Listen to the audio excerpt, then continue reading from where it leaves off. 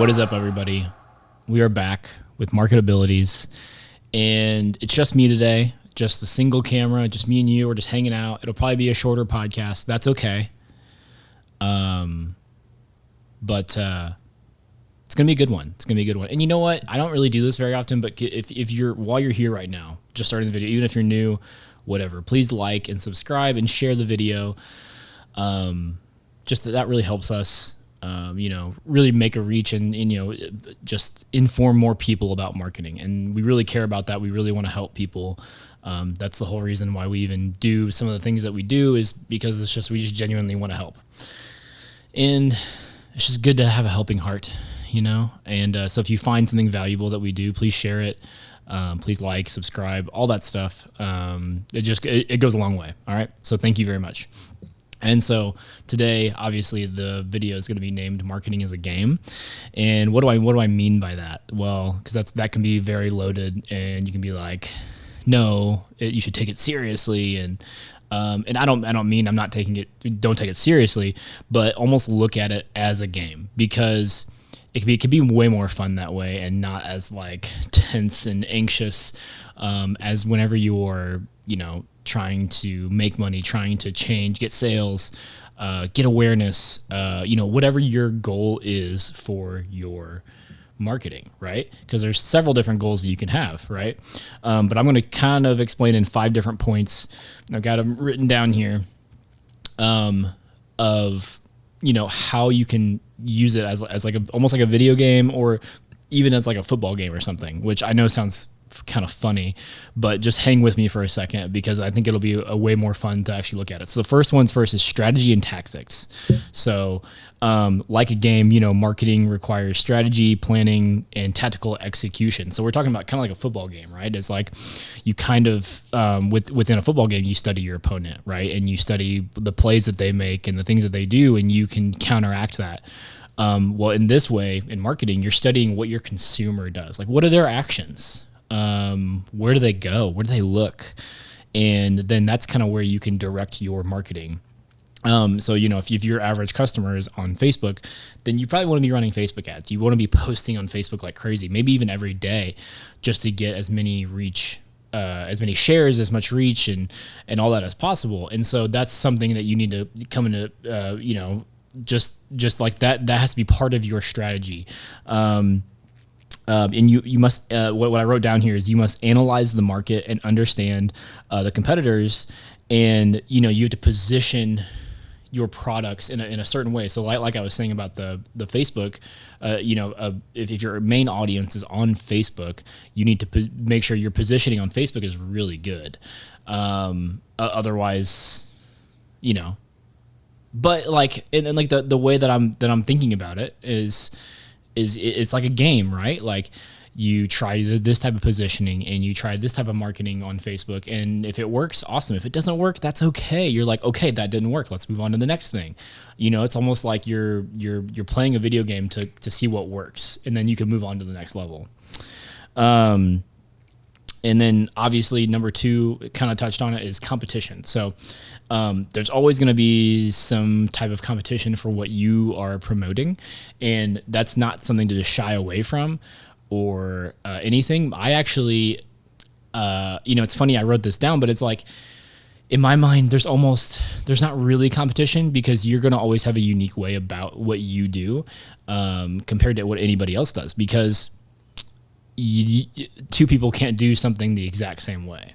It's almost impossible, right? Because you just think differently. You have different backgrounds, different upbringings, and different routes in life, so that it's almost impossible, right?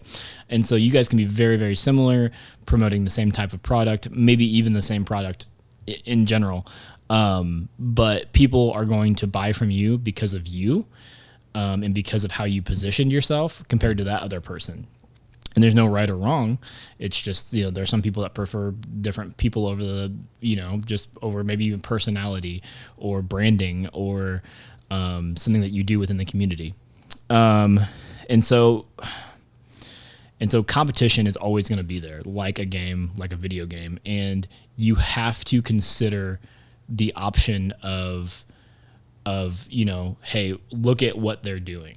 And you know what I mean? Like, it's not a bad thing to look at what your competition is doing and if it's working. In a lot of the paid marketing now, you can actually look at exactly what they're doing. I just Google it. Like, you can actually go see what exactly your competitor is doing and the type of ads that are running, and even some of the type of ads that are performing really, really well for them. And you could almost not necessarily copy them, but take what you want from those ads and use it for yourself. That's actually a really big tip. And so, so my number 3 is there are rules and constraints within the marketing world. And so let's see what I wrote down, because I did this the other day and then I'm now filming the episode. So marketing operates within a framework of rules and constraints. So there's budgets, there's regulations. There are certain things you cannot say in your ads, and you cannot claim online. Like, you can't claim to heal this person, or you're going to make this type of money if you do this or that. Like, there are rules against that, and you have to stay within those constraints, because if there weren't there, then people could be like, do this thing and then you'll make all this money, or if you do this thing that way, it'll heal this or that. Like, and you cannot say that, because anybody could just go out and say that, and then people are getting scammed left and right, and people are still getting scammed, but there are actually rules against that, and people get banned, and they get fined by the FTC and investigated and all that stuff. And you don't want any of that. Like, that's a headache and could be tens of thousands of dollars that you have to pay. So it's not worth it. And so, like a video game and like a sports game, there are rules, right? And there are things that you have to maneuver within the rules, okay? Which is actually kind of fun, because for me, it actually causes you to be more creative, because there's like, how can I tell this person? So let's just say you're marketing some type of healthy thing that's going to help someone heal themselves with something, okay? So I'm just I'm being very generic because I don't want to like get flagged or anything. It's like, how can I say in this ad, hey, if you drink this supplement or whatever it is, it's going to help you with this, and it's going to heal you from this, without actually saying that, because that is going to be the ultimate goal, right? Is to convey the message without actually just flat out saying it, because I think there's a lot of time now that it's a weird in between. I feel like some people they really love the people like, just tell it how it is. But then there's also people that like, hey, I kind of need the backstory. I kind of need to understand, why, and I need to understand how, and I need to understand how the science of this came about. And there's two groups of people. And so I think you need to almost have both. Like, you need to have posts about, informing your customer, but also posts about, hey, like, it's time to buy, And so that brings me to my last point. I think, I lost my notes somehow. Apparently I don't know how to use a phone, but anyways, this is probably the most key thing is what do you need the most? Do you need awareness? Do you need sales? Do people just need to be informed? And so I think that's a goal that you need to sit down and figure out, is like, what is my number one goal? Like, because if it's, do people need to be informed, then you need to start creating content around informing the people that you want to eventually sell to today. Because I think there are several industries or several things where people are they just don't even know that, that this type of thing exists. And so that kind of brings you to the next part, which for me is the biggest part, is awareness. Like, you need to grow an audience. You need to make sure people are absolutely aware that you exist and what you do. You know what I mean?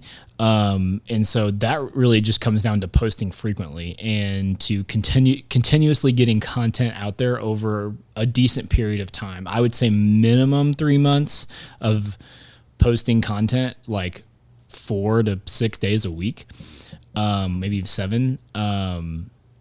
because people are just, you don't know what's going to catch on.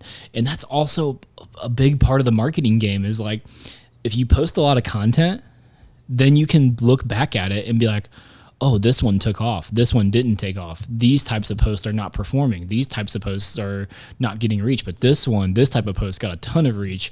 How do I replicate that? And how can I make content more like that?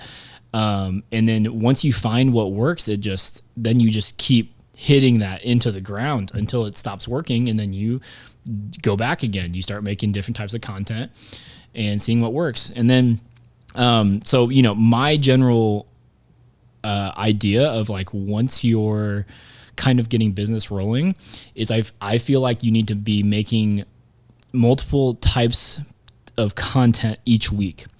And so the type of content this is what I believe, and this is not like a law, this is just test it out for yourself. Don't take what I'm saying and being like this is the only way, because it's not. There's so many different ways to go about it, but this is how I view it. And so you need to have content that informs your customer and gives them knowledge and gives them value and almost like makes them smarter in some sort of way in whatever industry that you're in. Then you need to create content that brings awareness around your company, your brand, yourself, whatever you're selling. Because, and then this is like content that's shareable, right? Like something that's very, very cool or very, very, like something that they want to share with their friend or whatever, you know what I mean? And then the last type of content is to get people to buy, and because you need sales, right? I mean, companies don't run off of hip vibes, right? The vibes are good, or off of,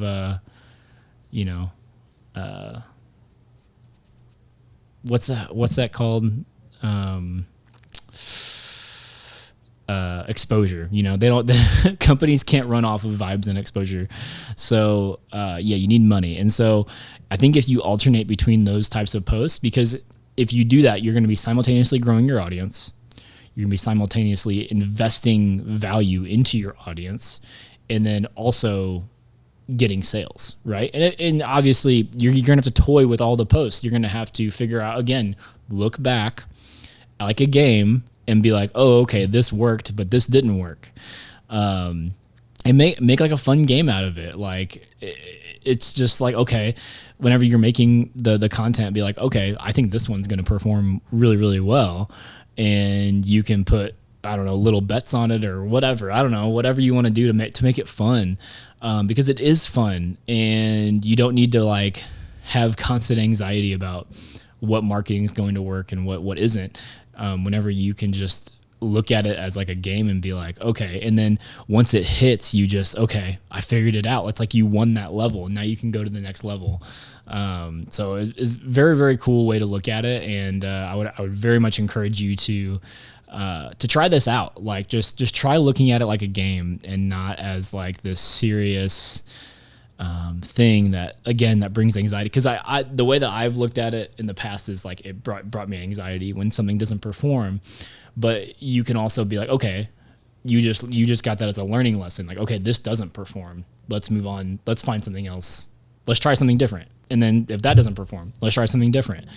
Don't be so hard on the failure, because the little failures are what add up to you figuring it out, and you can almost just look at it like, oh, okay, this didn't work. Now I'm one less thing away from figuring out what doesn't, or what will work. And that's a big deal, right? Because you're doing it, you're working towards it, and that's what matters.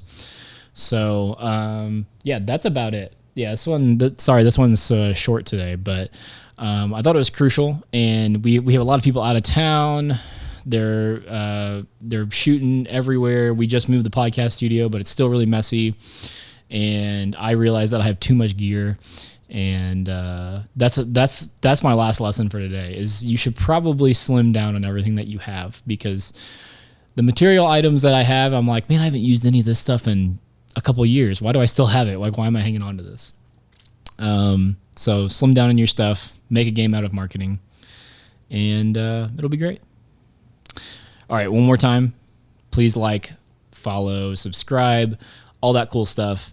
We really appreciate you guys watching. Really appreciate you guys, just taking the time to let us teach you anything about marketing, whether, good or bad, you already knew it or whatever. And so I hope this sparked you to try something new and to just put yourself out there, because your business and your ideas and everything that you have within you is special, and it needs to be out in the world. Whether people realize that or not, there's something special inside of all of us, and you need to put it out in the world because the world needs you. The world needs you. See ya.